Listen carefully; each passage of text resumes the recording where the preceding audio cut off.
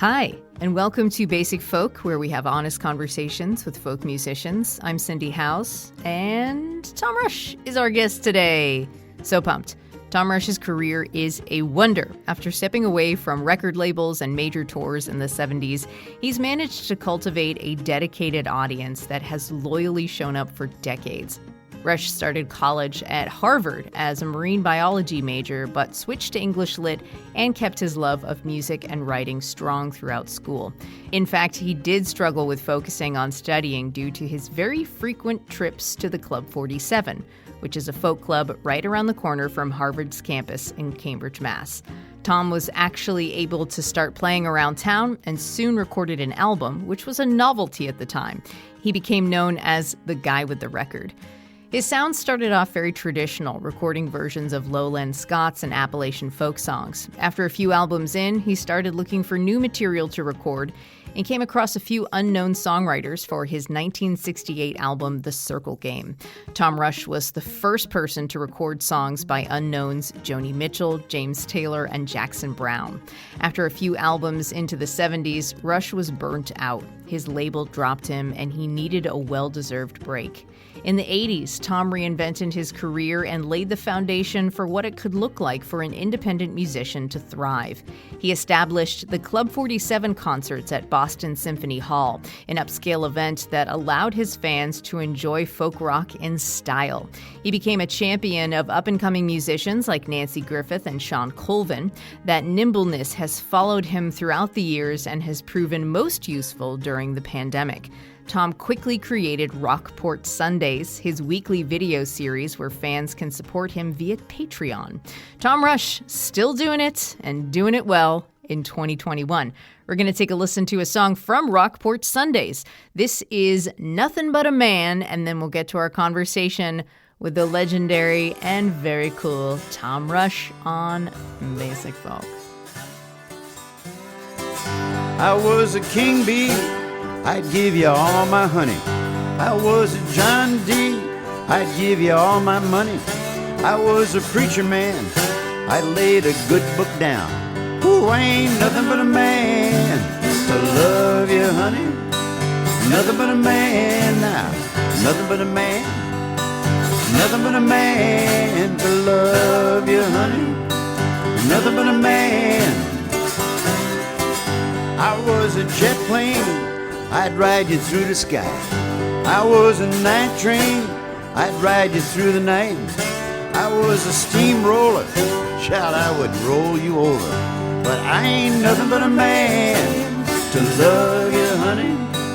Nothing but a man now, nothing but a man. Sing it. Nothing but a man to love you, honey. Nothing but a man.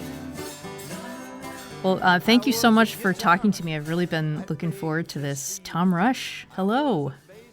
Hello.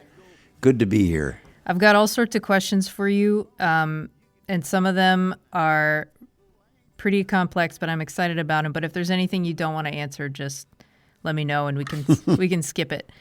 Okay. Here. I'll plead the fifth. Yeah, totally. That's acceptable. You were adopted by Dick and Molly Rush in Portsmouth, New Hampshire? They were actually in Concord, New Hampshire. Dick Rush, my adoptive dad, was a teacher at St. Paul's School. What was your upbringing like in terms of like knowing about being adopted and your feelings toward that? Well, I always knew I came out of some other woman's tummy and she loved me, but she couldn't keep me for some reason we didn't know about, but they adopted me because they wanted me to be with them very much, and they loved me very much, and that was okay with me. Your dad was a teacher at St. Paul's School in Concord, like you mentioned. What was it like to have a parent as a teacher? Both of my parents were teachers, so I could answer this question as well. But like, what was it like to have a parent as a teacher in the way it like affected your own learning, and how is education treated in your family? Well, I don't know that I have an answer for that. I mean, Dad was off teaching classes all day. I mean, he wasn't a teacher when he was home. So he had a job. He went off to his job and did his job. it was a bit of a strange, I think, environment. I shouldn't, maybe strange is the wrong word, unusual environment, because it was 400 pretty rich boys, all, sequestered in this very elaborate, opulent campus. St. Paul's was a school for rich kids. It's not so much anymore, but it was all boys back then. And originally, the boys would come with a butler, with a servant, and they had servants' quarters for the servants that came with the students. Each boy had a butler? Yeah. Wow. You got a problem with that? No, that's a lot of butlers. A whole lot of butlers. Then that wasn't the case when I was there, when I was growing up there. But there was still it was a bunch of very privileged white boys. And, it seemed quite normal to me because that's all I knew. Mm-hmm. And I went to public school. There was a public school within walking distance that I went to for grades 1 through 6. And then I had to take a bus down into Concord for 7th grade.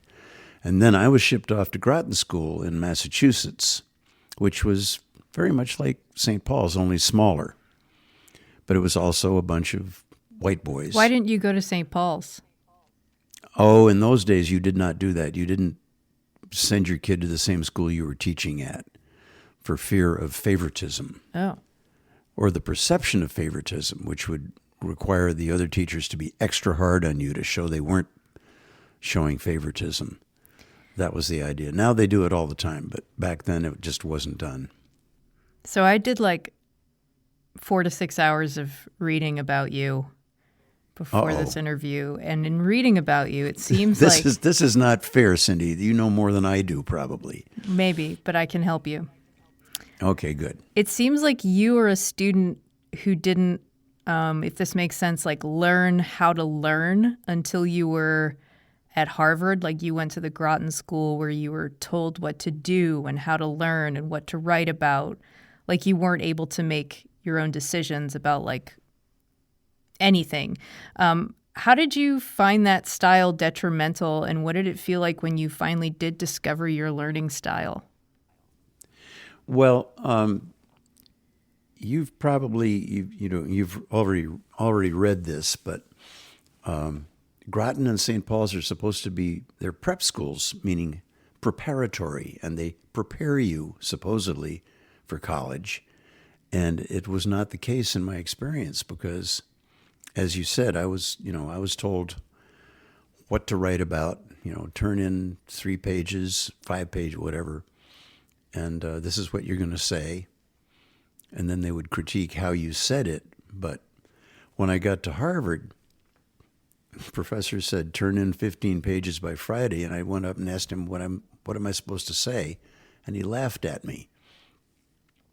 And it was a very disorienting, first couple of semesters there because nobody was telling me what to do. I had to do it on my own. I had to figure out what to do. And it took a while. What did it feel like when you got your own footing? Well, then it kind of became fun because then there was actually, more of a dialogue between the teachers and the students, or the teachers and me. A lot of the professors were big deals. They had written the book about whatever it was 20 years ago, and they would lecture, but there were section men who would actually do the teaching after the lectures were over. They're butlers. Well, no, they were mostly graduate students who were trying to make a little extra money on the side by helping the professor with, the after class question and answers and handing out assignments and stuff.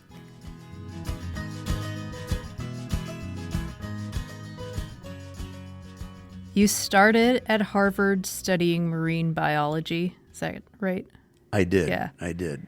Where did that come from? And even though you switched to English Lit and you've been in music all these years, how do you still relate to your interest in science?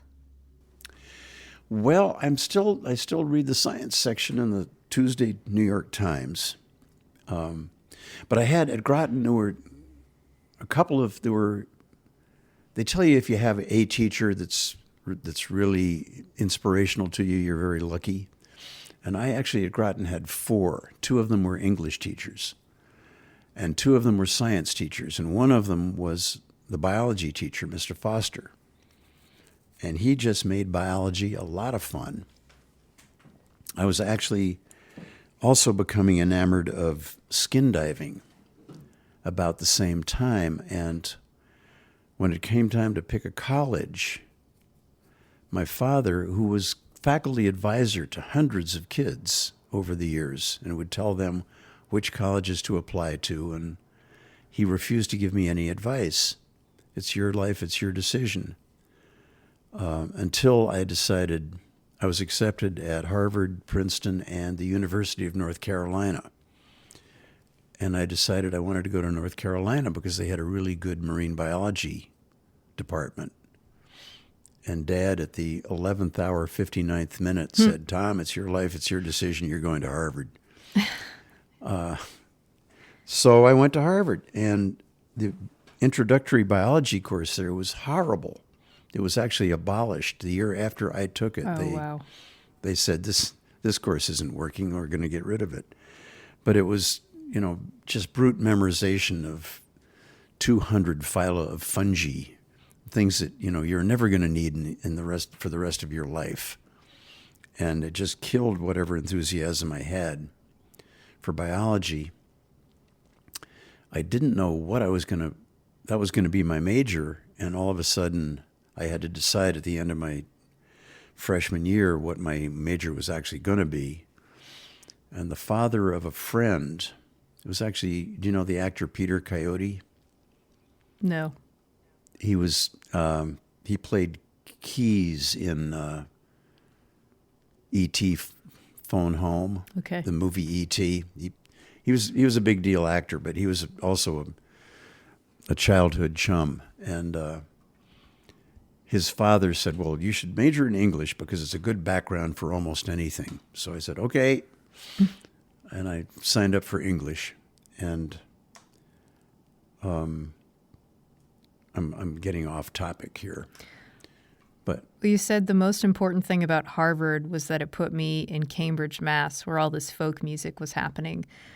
Could you set the scene, give a sense of what it was like back then? Where were you seeing live music? Who was in the audience? What were they acting like?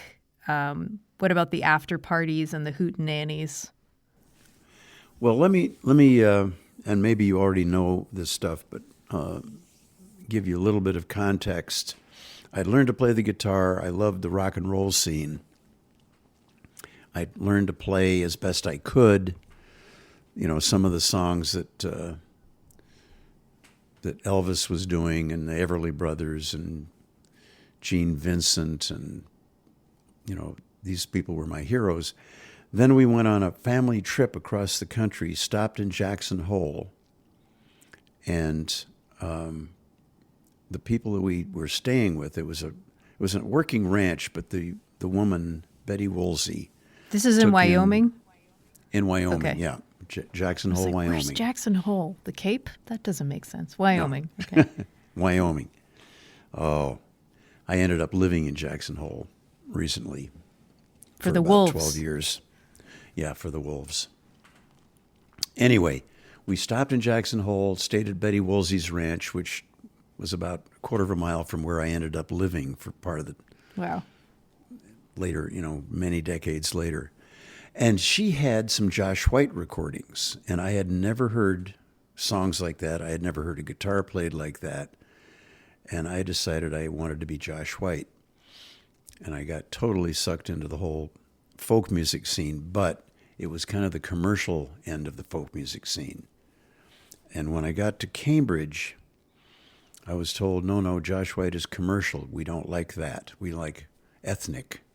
We want people who built their own instruments and can't read or write and worked on chain gangs and stuff. Anyway, I really got into the whole music scene there. I had a I inherited a little folk show on Harvard's FM station. It was called Balladeers. I think it was half an hour on Wednesday nights.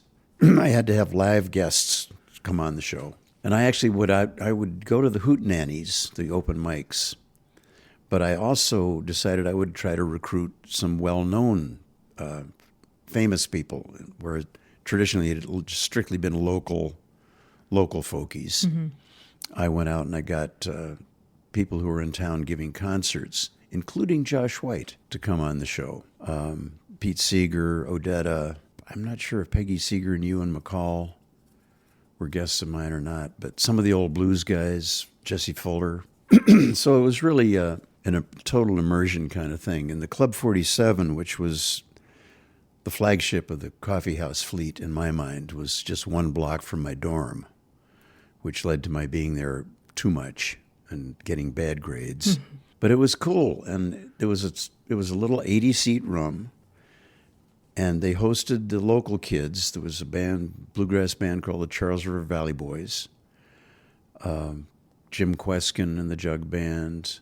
There were a bunch of people who had no notion of becoming professionals. They were typewriter repairmen and psychopharmacologists, and the psychopharmacologist was very popular.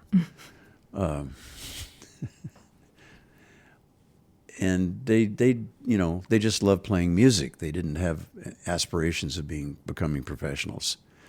A few of us did go on to become professionals. Kweskin and Baez, of course. Jeff Muldar, Maria Muldar.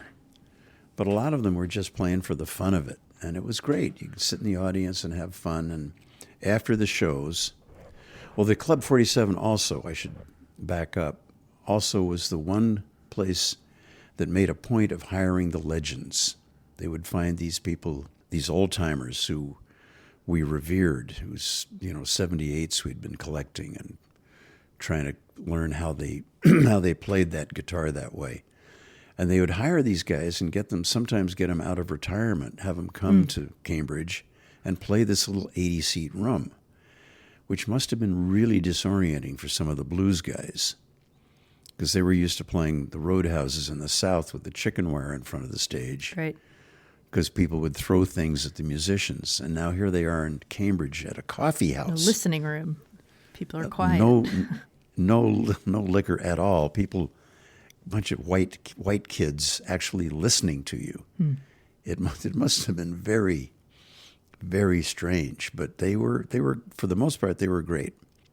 And then there would be a party or a gathering at Betsy and Bob Siggins' house afterwards. And very often the legends would come along, and you could hang out with these people and ask them, how do you do that thing you do? And they would show you. It was very cool. I started playing, I actually started almost by accident. To get people to come on my radio show, I had to go to the Hootenannies and recruit talent to come on the show. And I discovered, you probably read this bit, but I discovered you could get in for free if you had a guitar. And then you could get in for free if you had a guitar case.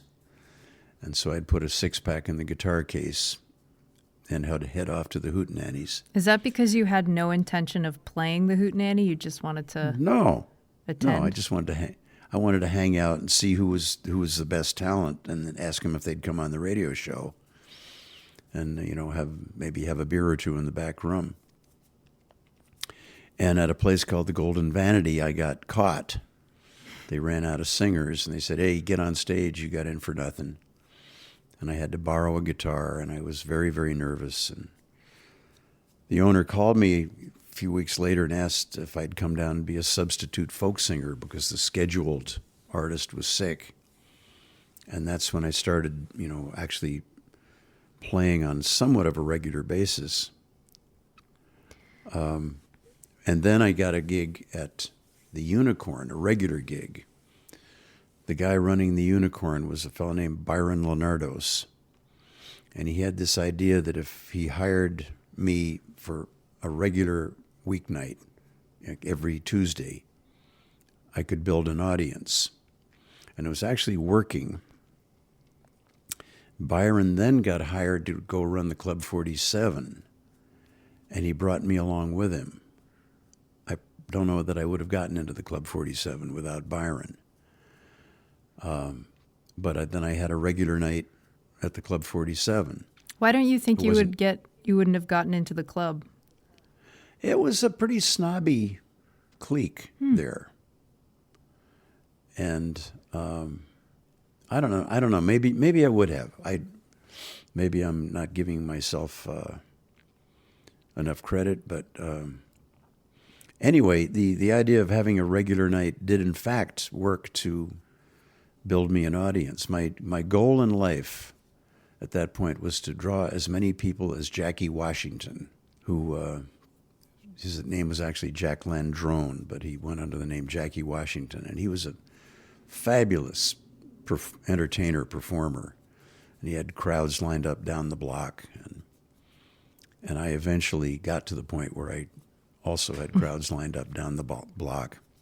And then I started, getting concert gigs, and pretty soon I wasn't playing the coffee houses anymore because, I was getting college concerts, which paid a lot better. The lucrative gig. A lot more. Yeah, playing the Club 47, the paycheck was, I think, $10.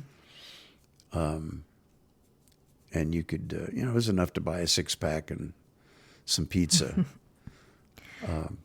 But I started making, getting gigs that could actually pay the rent. And so I went off in that direction. And it started out in the greater Boston area, and then expanded. And then I started, started traveling. So down the East Coast to begin with. You seem to have always had a combination of being agile in your career and knowing when enough is enough. You know what I mean? In thinking about all the records you put out in the 70s on Elektra and Columbia were pretty mainstream sounding, and you were having some great success, and you were touring like crazy. And then your last record, was it in 1974? Ladies Love Outlaws? Yeah, I think so. That was your last studio record until 2006? 35 years, yeah. And from the way it looks from my perspective, if you had kept going at that same trajectory, you could have had a massive career. Well, I'm not sure. I'm not sure if that's the case. The trajectory with Columbia was I made, I think it was 3 albums for them, and then each one was not doing a whole lot better than the last one, and they had other artists that were selling big tonnage, and I was selling. They were making money on me, but I was not. I did not have any number 1 hits or anything like that.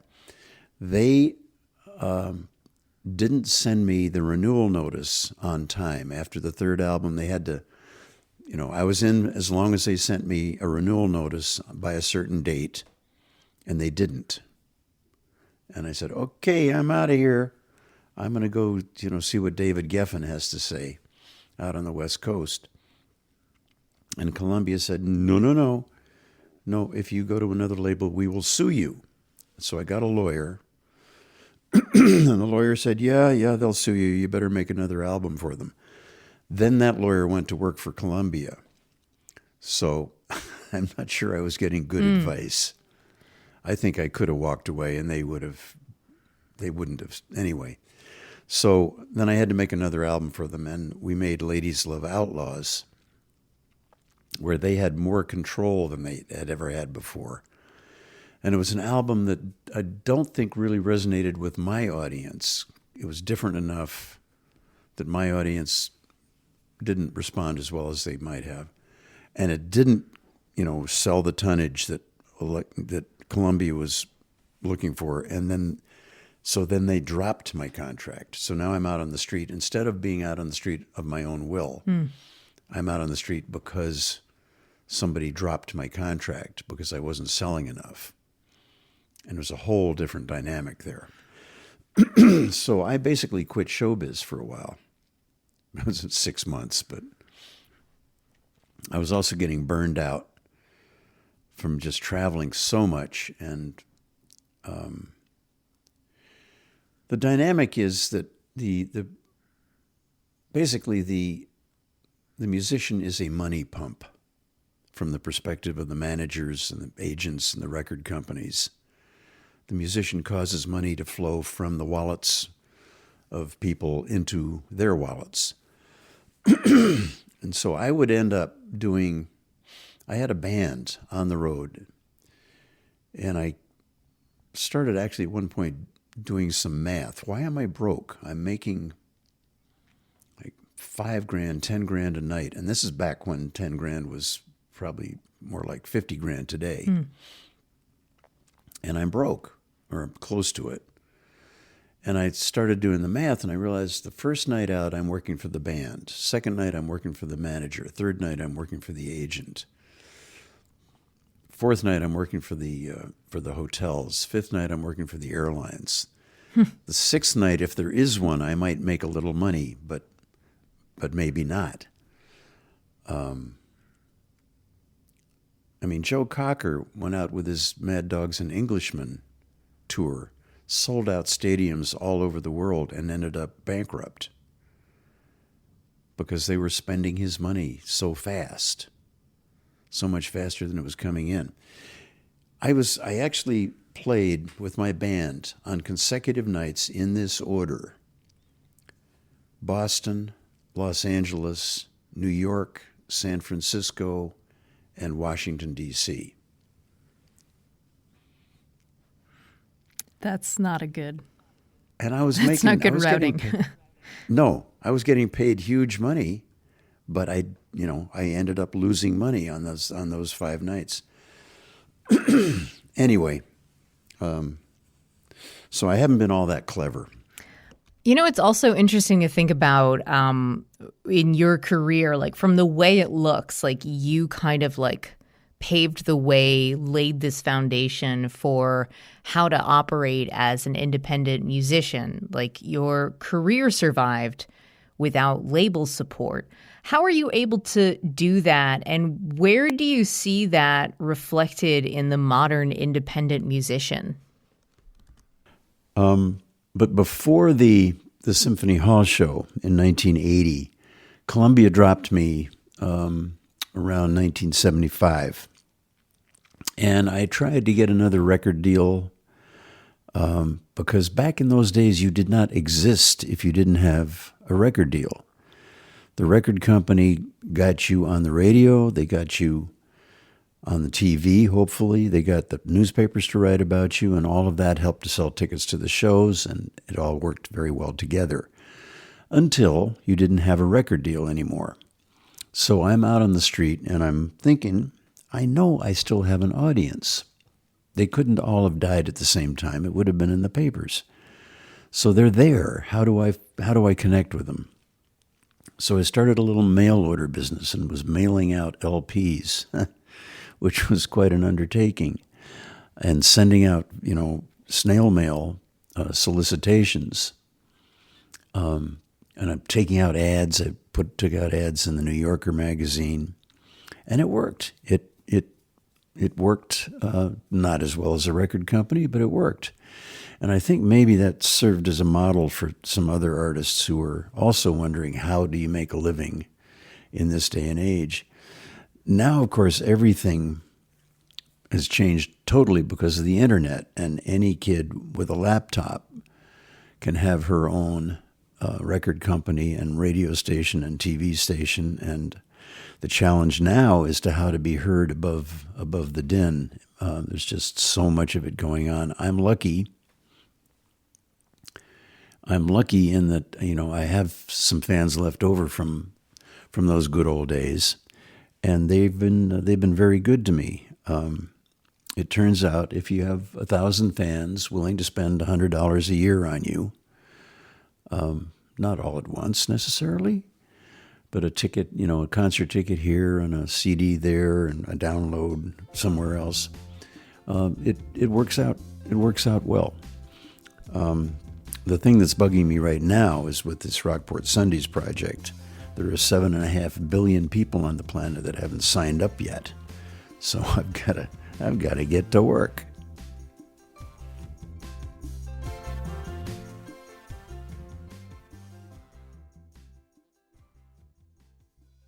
Hey everybody, it's Cindy from Basic Folk. This episode is brought to you by BetterHelp. BetterHelp assesses your needs and matches you with your own licensed professional therapists. You can connect in a safe and private online environment. It's very convenient. You start communicating in under 48 hours. Professional counseling done securely online. It is more affordable than traditional offline counseling. Financial aid is available. Licensed professional counselors specialize in depression, anxiety, relationships, family conflicts, LGBT plus matters, grief, self-esteem. Anything that you share is confidential, and you can start living a happier life today by getting 10% off your first month by visiting betterhelp.com/songwriter. You can join over 1 million people who have taken charge of their mental health. Again, that's betterhelp.com/songwriter. Bye.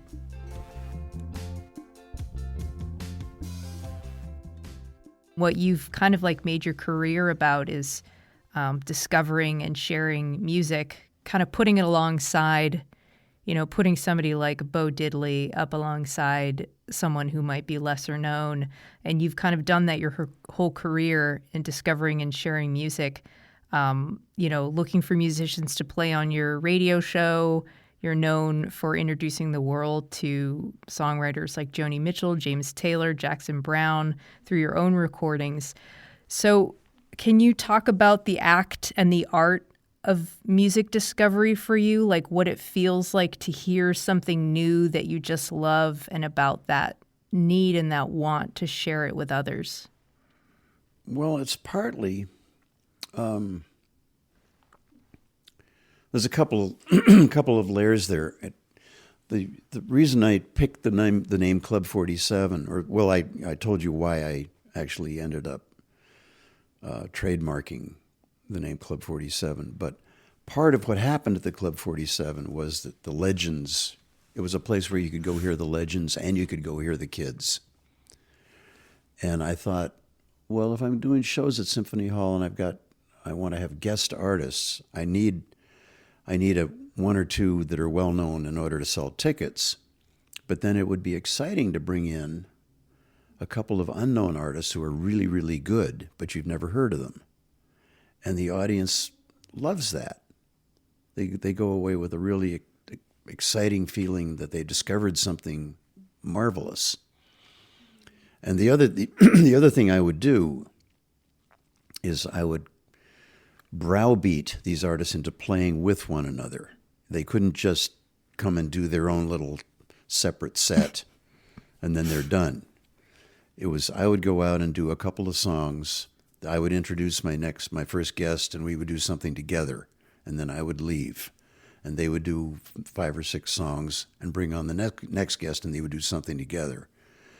And that's the way the evening would be daisy chained. And then if you had somebody like David Bromberg, who is a brilliant accompanist, or nowadays Matt Nakoa, who's a brilliant accompanist as well as being a great frontman, they can come and go during the evening and back this person up and that person in. It takes a day or two of rehearsals. Mm-hmm. It's extra. There's some extra work there, but it makes for a show that has never happened before, may never happen again, and is really exciting because these people are really good. And when you put them a little bit outside their comfort zone, interesting things happen. In terms of picking songs, I go with the goosebump factor. I hear a song and I think, oh, that's...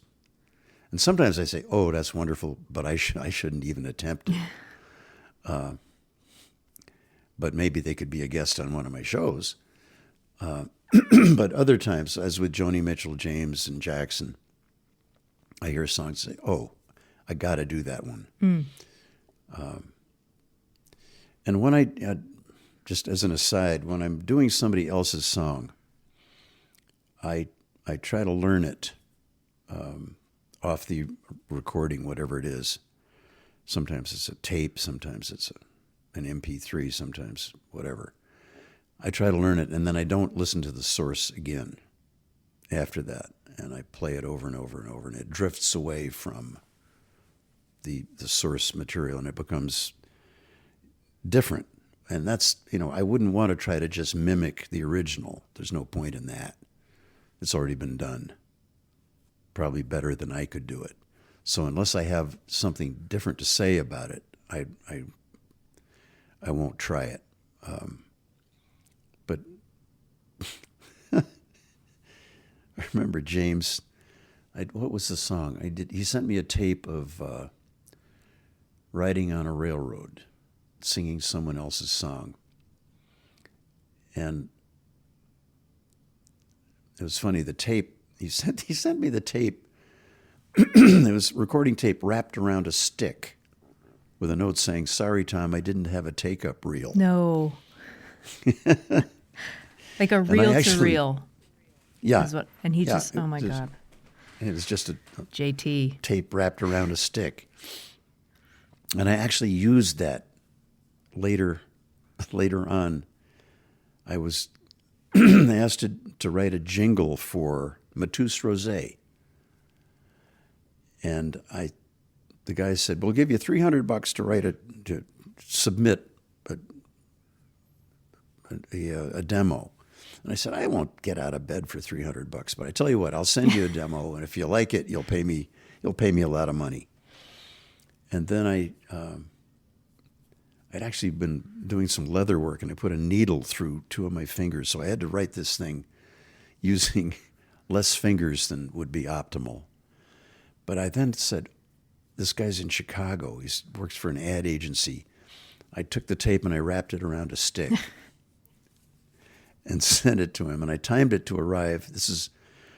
I have brilliant ideas. Very seldom do they work, but this one did. But when they do, I timed it to arrive during the meeting when they were deciding what song to pick, and it did.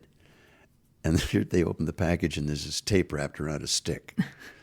So they have to stop the meeting, send somebody out to buy a take-up reel. They have to wind it onto the take-up reel, and then play. And by the time you've invested that much, you have to love it. Right. There's really no choice. And so I got the gig. I got the gig, and they paid me a lot of money for it.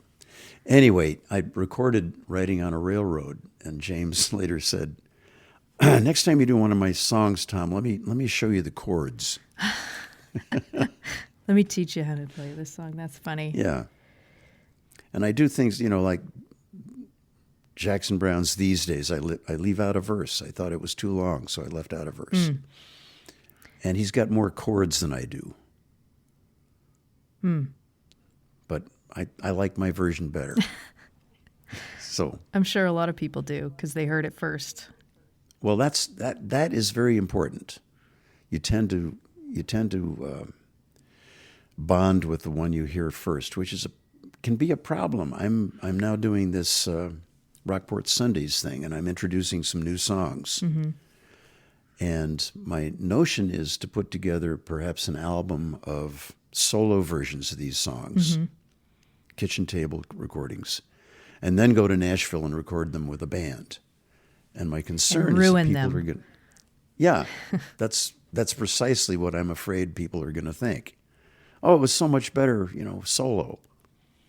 So I don't know what to do. I did want to ask you about No Regrets, which came out on the Circle Game in '68.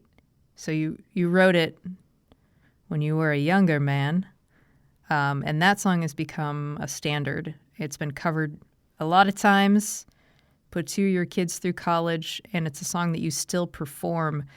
How do you relate to No Regrets now, and how has it become more relevant to you now versus when you wrote it?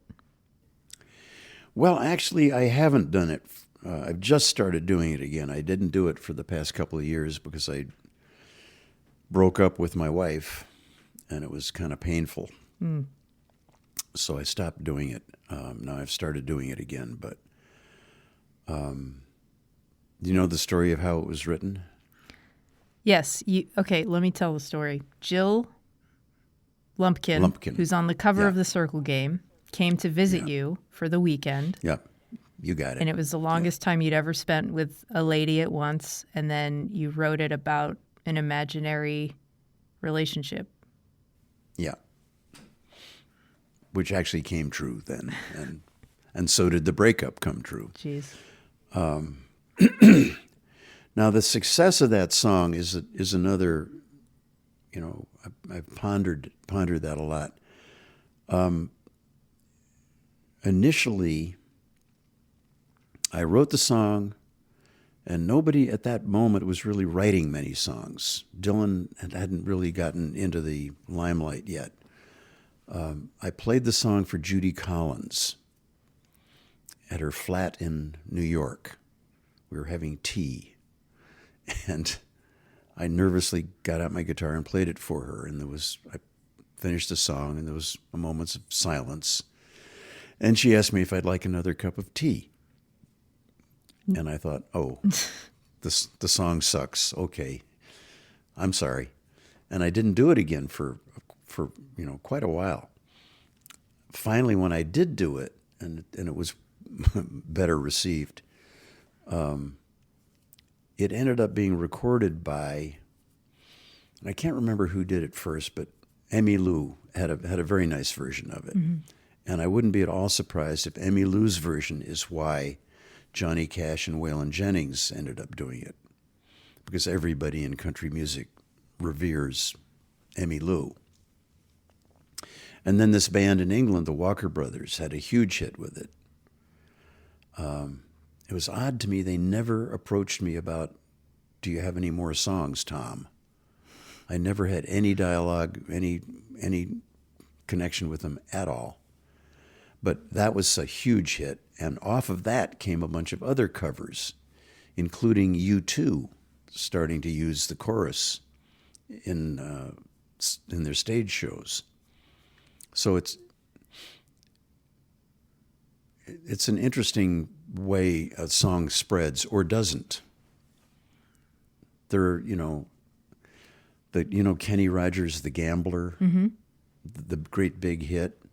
That was recorded by 3 or 4 other artists before, including Johnny Cash, before Kenny Rogers had that hit with it. So some other highly qualified artists did it, and nobody noticed.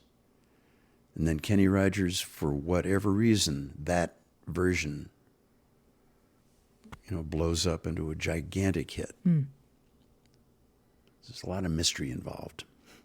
Well, Tom, before we wrap up here, I was hoping that we could do the lightning round, where I ask you, these questions will be easier than the questions I've been asking you, but will you participate?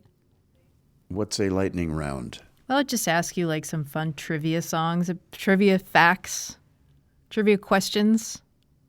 Okay. About yourself. All right. All right, here we go. What was the first song you learned on the guitar? I'll say Money Honey. Do you like dogs or cats or something else? I like dogs. How do you take your coffee? And otters. River otters or sea otters? All of them. They're great. How do you take your coffee? Black. Your first celebrity crush? Ooh. Well, I don't know if it counts as a crush, but Paul Robeson. Do you know who he was? I wanted to be Paul Robeson. Wow, that deep, deep voice. Yes, but my voice hadn't changed yet, so it didn't work out. Yeah, well. That's a problem. You could sing the 3 other parts, but not Paul Robeson. You always want what you can't have. It's true. Who's the nicest musician you've ever met? Other than me? Other than you. Only kidding. Oh boy, that's a tough one. I think Matt Nakoa, the guy that I've been working with for the past 6 years, is a real sweetheart. That's nice. Nicer than Emmylou? Well, now, Emmylou has certain charm to her that Matt will never be able to match. Yeah, What's the first album you bought with your own money? Bill Haley's Rock Around the Clock. It was a single, though. It wasn't an album. What was your first concert? It would have been classical. My parents would have taken me to Symphony Hall to hear the Boston Symphony play something. Wow, culture. Yeah. Beatles or the Rolling Stones? Beatles. Flying or invisibility? Flying or invisibility? I don't understand the question. Would you rather be able to fly or be, Or to be invisible? Oh, fly. Good answer. Okay, last one. Where is the most beautiful place you've ever visited? I would have to say Jackson Hole. Nice. Wyoming. Yeah. Great. Well, that's it. That's the lightning round. All right. Thanks so much, Tom. This is so great. Thanks, Cindy.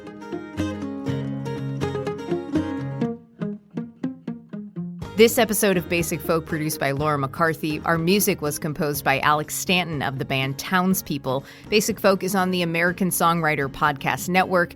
I'm your host, Cindy House. Thank you so much for listening. You can find all of the episodes of Basic Folk wherever you get podcasts or at my website, cindyhouse.net. We'll talk to you next time. Okay, bye.